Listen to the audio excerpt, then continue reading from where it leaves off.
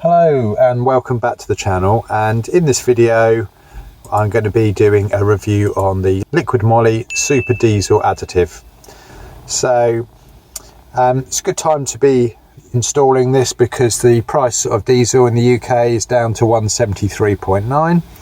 I think the last time I filled up it was 183, so it's probably about £7 worth of difference in fuel, so kind of the same as what I was paying on the last tank. So I'm doing this video in response to some comments that have recommended this product.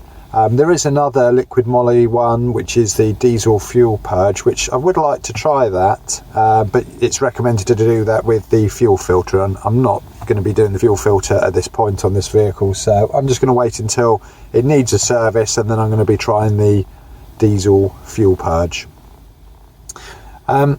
Also, Liqui Moly themselves say this should be added about every 3 to 4 months. That's their recommendation. So, albeit it's one expensive hit, whether or not it will have a lasting effect is another thing. But let's go ahead and fill up the car and add the fuel additive.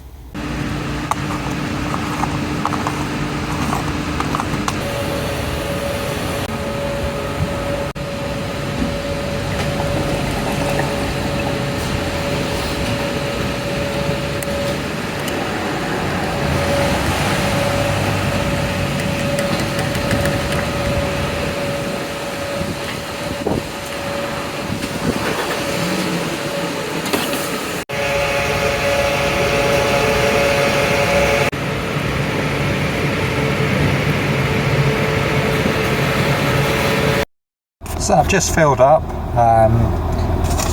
as I said, considerably cheaper than I thought, £73 and 23p for a tank full.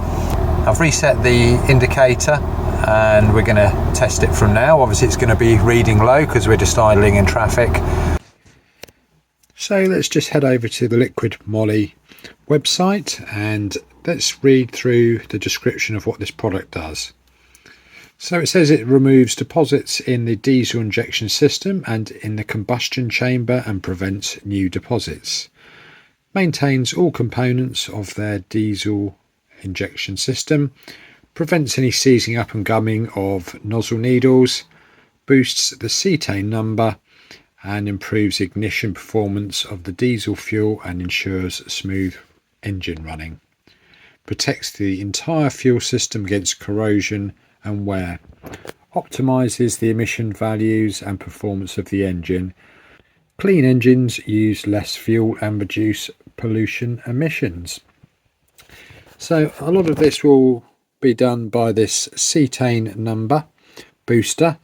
This basically makes the diesel more explosive, and as a result that will improve the ignition performance and make the engine run smoother, and it will also reduce emissions. So that's probably one of the key things in there.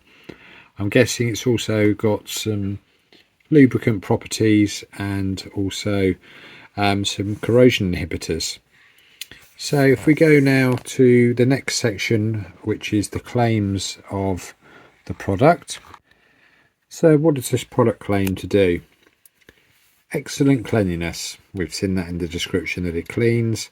Boost the cetane number, so again that will increase engine performance. Increases the lubricating effect. For low sulfur diesel fuels, it says guarantees low fuel consumption. Well, that's a bold statement that it says it's going to guarantee low fuel consumption, but if it cleans and boosts the performance of that tank full of fuel, it will have an immediate effect on that that performance of that one tank. Good corrosion protection. Keeps fuel system clean, high wear resistance, tested for use with catalytic converters, optimises engine performance, prevents seizing and the injector needles from gumming up, prevents the build-up of deposits and keeps injector nozzles clean. So it doesn't say how it goes about doing this. Adding the cetane booster will accomplish most of these things, but in one of my previous videos I used a additive that had a cetane booster in it and I didn't really notice any difference. Possibly, and it is speculation, it could be that it's using some kind of Teflon treatment like Slick 50. This, because it says it provides wear resistance, so it must be leaving some kind of coating behind to prevent that wear resistance. If it was purely just a cetane booster, it wouldn't have any kind of wear resistance. And again, the anti-corrosion properties, again, it's probably a film it's leaving behind that is accomplishing these benefits. So let's just see how we got on in the real world. So I'm at the point where I've used all of the fuel tank with the Liqui Moly in there. Got 24 miles left on the range, done 448 miles on this tank of fuel. One of my best, I think, in terms of amount of miles between fills.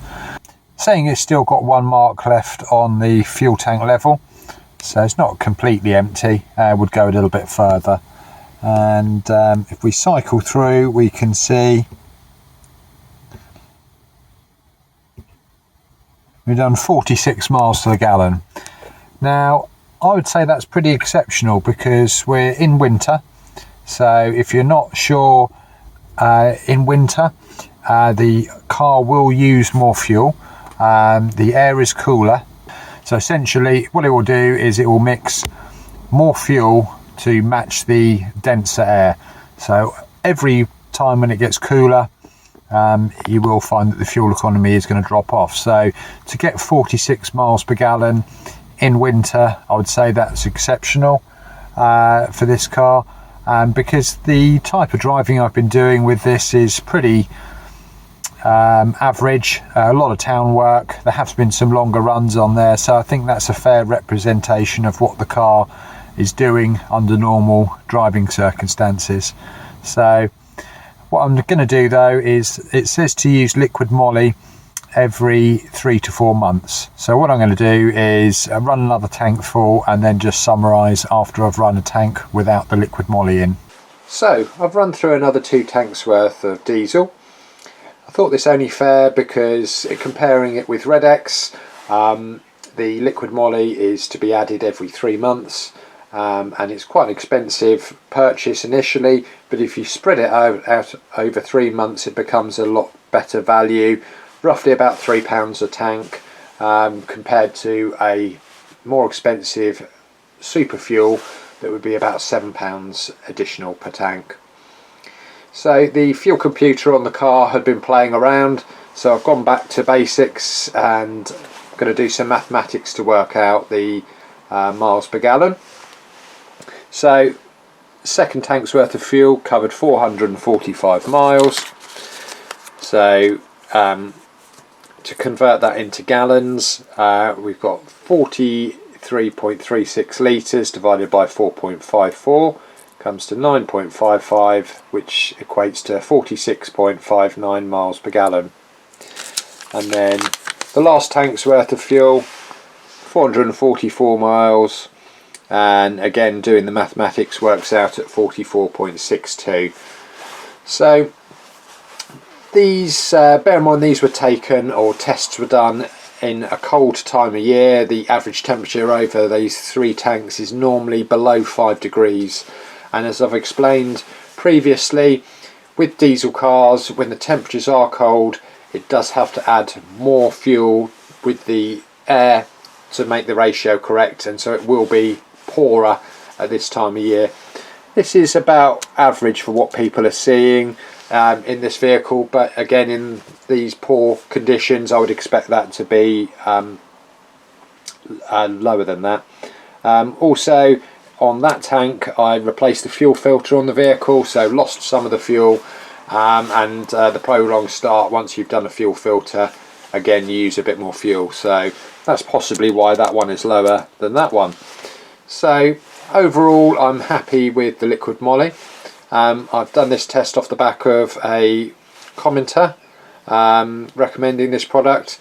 If you could all try Liqui Moly for me and just put down in the comments what you think actually of the products, it would be really useful for other people to come back to this video and get everyone's shared experience. I think I'm going to be putting this into my mix of what I do with the car.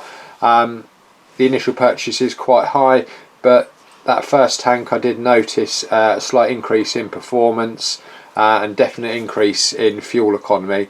So definitely was worthwhile doing, and that's mainly because it does have this cetane booster as part of that additive. Once that's gone, it's still not bad performance, but it obviously is sort of dropping off once the cetane booster has been removed from it. But it does say it will maintain and keep all of the fuel system components working optimally, so I think it's definitely worthwhile adding to a fuel system. Definitely better, in my opinion, over Red-X, so I would recommend this over Red-X. If you could like and subscribe, it will help me to make more videos like this, and as I said before, please comment down below.